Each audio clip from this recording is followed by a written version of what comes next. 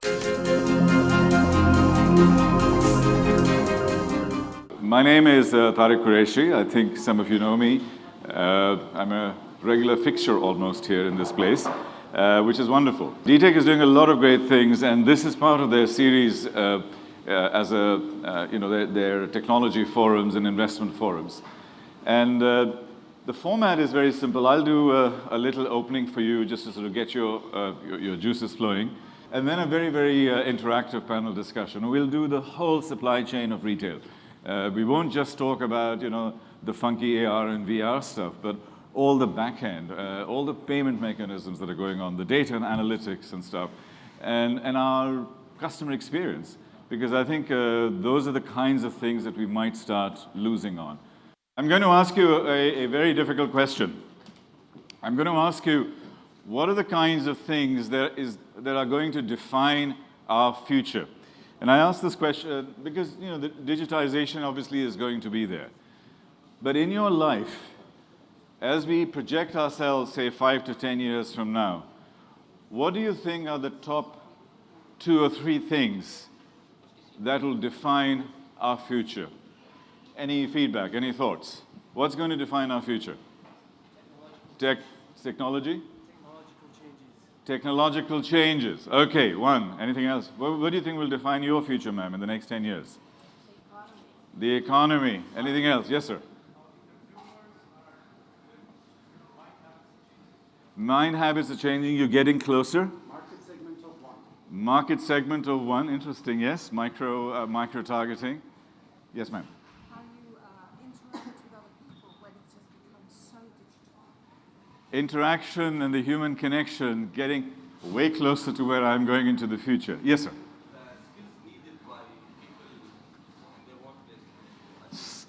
The skills needed. All right, so I'll take this thing one stage further. So what do you think are the top 3 skills that you will need in the year 2025? You're a young man. You'll still be very young. What do you think you need in the next 7, 8, 9 years? I believe more of critical thinking and analysis, so that type of things that are more difficult for automated technology to do more than required. Okay, so I get some vigorous nods. I will, as my hosts here know, I always throw out something which is completely off base. I don't think the future is about technology. Of course, technology is an integral part of the future. I don't think all of the things that you have mentioned are accurate. But that's not what defines us. What will define us is trust and ethics and values and empathy. You can have blockchain, but if you don't have trust, it's irrelevant. You can have biotechnology and designer babies, but if you don't have your value system and your moral compass in place, we will get lost. If we don't have empathy, we don't have customer service. The starting point is empathy. So you spoke about relationships. It's from your heart. Customer service starts from that. Technology is an enabler. Technology is not the future. We are the future. It is us that is at the center of it, not technology. And I think we keep forgetting this, that it's all about technology. No, it's all about us. And technology serves us. And as long as we can retain that principle in our head, everything we do, we will do it with humanity at its core. And as long as you have that, we have a great future. A little bit controversial first thing in the morning, but how many people now can start thinking of the alternative thought process? So a little bit of conversion going on here. Okay, thank you. The other thing is that when everything starts getting so efficient, because computers are getting so efficient, analytics, data, supercomputers, and so on, the only thing that we're left with is our brain and our intelligence. Because we talk about artificial intelligence, what about our intelligence? Don't we need ours? We have stopped using our intelligence in the way that nature suggested that we should. We actually have about 10, 12, 14 intelligences in our head. How many do you think our universities want to see? 2. Numerical and alphabetical. So when you do your SAT exams for your MBA program, what do they ask for? Your SAT scores. What do they measure? Two things. What about emotional intelligence? What about spiritual intelligence? What about sensual intelligence? What about physical intelligence? All of these intelligences were there with us. And we are just not doing it. So when we look at a retail experience, it's not numbers or people, it's actually all of those other intelligences that actually start becoming connected to us. And our thinking process, because, and the topic here is about to AI or not to AI. This is a presentation I did at the European Economic Congress in about a month ago. And I'm just going to get a couple of extracts out of that. But what I wanted to share with you this morning was that I think we've forgotten how to think. And we're not thinking about thinking, which is metacognition. We're actually thinking about tech. And you said, analytics, you need critical thinking. But if you go into analytics, the computer and the machine is going to beat you 100 times out of 100 in terms of speed and capability and reach and so on. But the way you think that thing through is the key. Now, artificial intelligence, how many people feel artificial intelligence is really important?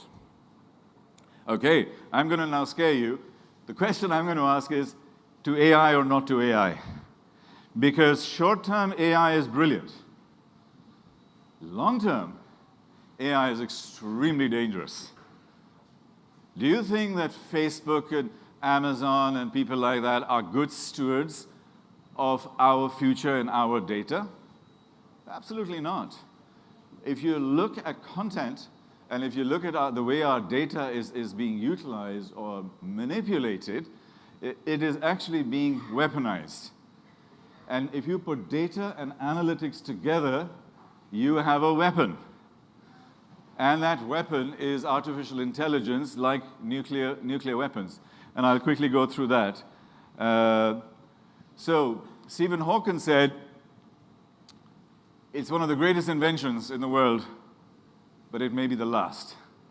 Because just like nuclear fission and nuclear technology, data technology is just as powerful. Elon Musk thinks exactly the same thing.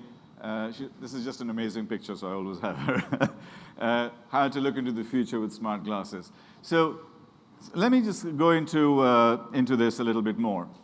I think that AI can solve some of the big challenges of the world, whether it's poverty, whether it's healthcare and stuff like that. So those are the good things about AI. But what are not the such good things about AI are, how many people think that AI is as dangerous as nuclear weapons? Anybody? A few people. Why do you think it's as dangerous as nuclear weapons, sir? Actually, when you need to create the AI, you should do something that let it to do it. So you got to, Yep. I think you know the emergence, right? Okay. So sometimes you don't know what it is doing. You don't know what the program is doing, the process is doing. So probably it will went to the direction that we don't want. Okay, so thank you, sir. In the 1920s and 30s, when nuclear fission was being created, and they were trying to split the atom, what do you think these people were trying to do? They were not trying to create a bomb. They were trying to improve the world. What they were trying to do is to create unlimited energy. What they were trying to do is to have, if we have unlimited energy, then we have much more facilities, and we'll have abundance, and we'll have a good future. And guess what? We had a financial crisis, then we had a war, and then they had to go and blow up 500, 600,000 people. Before they realized, they said, oh my God, I think this thing can start killing people, so they started controlling it. Do we control our data? We don't have a GDPR came in, it's Mickey Mouse compared to what you really need as far as the future is concerned. And how you can weaponize it. And I'll just quickly demonstrate that, and then we'll start going into our main session for today. This chart is really important for everybody in this room, because 20th century companies are exponentially collapsing.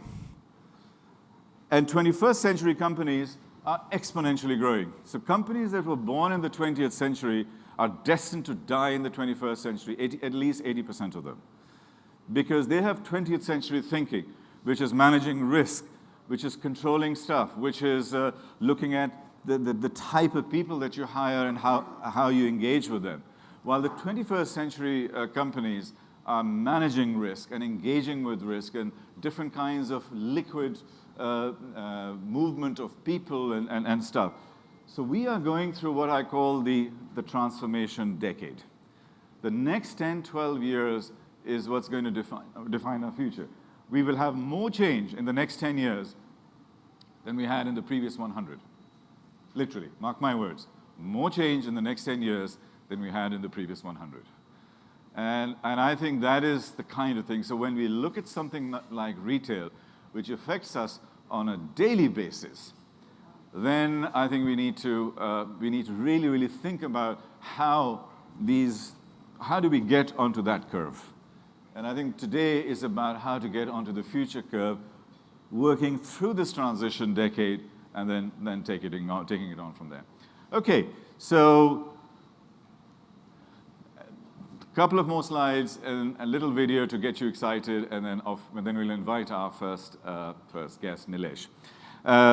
Data bias is happening. Do you know that in Australia, Facebook users were targeting 12, 13, 14-year-old kids, this is about 12 months ago, 15 months ago, who were going through depression, who were unsettled. So they were writing sad, unhappy, depressed on their status. So the data structure was actually targeting that and selling products because these young kids are much, much more vulnerable to buy. Same thing is happening with ethnic minorities. Same thing is happening with geographical areas in the US, and a lot of companies are now looking at that. The reason I use data bias is that we give the bias into the technology that we have. That is why our ethics and values and morals, all of those things become important, because we are the ones who are inputting it. So we can weaponize it, and then obviously it's going to affect jobs. Longer term, we need to be looking at finding a way to regulate this data, and when we get in from our AI, which is today, to artificial general intelligence, which is when they start getting human attributes, is the next level in the next 5 to 10 years. And the next level after that is artificial superintelligence, which is when they decide to make their own decisions. That's the robots. The reason I'm calling this an existential threat is that for the first time in history, well, human beings are the leaders of the world, not because we are the fastest, the biggest, or the strongest. It's because we're the smartest. For the very first time in the history of humanity, we are producing something that is likely to become smarter than us. And then, will we survive? And I think that is a very sobering question that we need to ask ourselves, is if we're creating a machine that's 50,000 times more powerful in its brain processing than ours, then will we survive? Will they let us survive? Will they create a new language that we don't understand, which has started happening, very, very early stages? Will they create new methodologies that we will not be able to cope with, and so on and so forth? So I think it's a very, very real threat. Everything is being disrupted, as we know. You will enjoy this one. How many people know this one? Star Trek, tricorders. I mean, Dr. McCoy had his little tricorder, and it could get your all your sort of diagnosis and stuff like that. Now, last year, for the very first time, a tricorder has been created so we can actually do this. And it's better than 16 doctors. And in about 2 years' time, it's going to be as an app. So the hypochondriacs in this room are really going to suffer. Because you'll know exactly what's going to happen, because the sensors and the stuff that they are creating is before you walk into the shower. Just imagine, you're walking into the shower, you throw your clothes off, and then all the sensors start working, and then it's connected to your smoothie making machine in your kitchen. Well, the vitamin D is low, and we need more potassium and whatever, and by the time you come out, your juice is ready, and you have it, because based upon what is happening to you that day. That's the sort of thing that's going to happen, which is what is going to happen in retail, by the way. is that how the sensors are working and how humanity connects. How many people know CRISPR? Just a couple. CRISPR is this one gene which if you inject it, you get muscles. Really, really cool muscles. Okay, so here's this little dog, and this little dog has a twin brother. So genetically the same parents, everything is exactly the same. Okay? And that twin brother was given a CRISPR gene. Guess what happened? You want to see? This is what happened. And while this was happening, some of our Chinese friends discovered this. He said, oh my God, we could use this. They started testing it on embryos. And then as they were challenged, they said, oh, no. Actually, we're not testing it on embryos, we're testing it on chimpanzees. But the jury is still out where they are testing. This is where ethics count. This is where our moral values and compass starts coming in. Technology is going like crazy. Because you can create super races, you can create blue babies, you can have glowing children, literally glowing children, and things like that. You can put chips in your brain and so on. Let me just quickly go through because we are short on time. So how many people are parents in this room? A lot of us. Parents will have to look at their kids and then say, as we are growing in this world, and if everything is being automated, what will happen to serendipity, chance, mistakes, and playfulness? This is what we need to get back to. So when we look at a retail environment, if we don't have all of these things, we are becoming less and less human. So there are some things we shouldn't automate, and these are these kinds of things: trust and ethics and relevance and relationships and so on. So as we are building our retail empires, please try not to automate these things, because they are actually going to start affecting us as humans. So, a little bit of fear, a little bit of hope, right? So what we're going to do, I'm going to show you a 1-minute video, which is hysterical, and then we'll get on to Nilesh, who's kindly waiting for us. This is this old lady. She's a grandmother, and she's been requested. She's sitting in a car, in a Tesla car.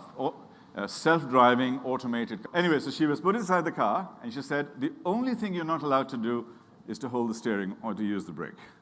But you sit there, and the instructor is right next door to her. Just see what happens to her, and visualize yourself in that, but in two ways. One is within a car, and the other is in terms of your life. And here we go.